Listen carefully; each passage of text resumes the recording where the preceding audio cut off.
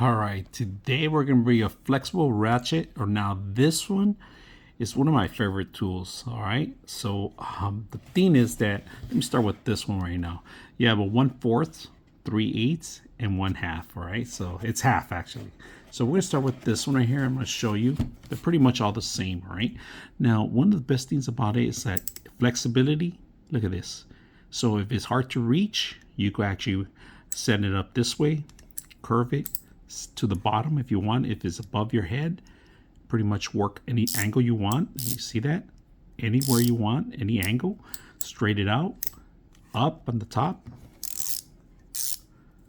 And one of the best things I like about it, it has a reverse, right? So reverse, see it only going this way, but if you hit reverse, so it goes either or. Now, when you're gonna set these up, all right, we're gonna set this one up. I'm just gonna show you what I'm talking about. Look at this. We lock in place, it locks in place. If it gets stuck with something, there's a button there here. If you see the button, all right, you push the button, look at that, look at that. I'm gonna see if I can, without flexing it, take it out. All right, look at this. Something gets stuck there, push it out. Any screw, anything.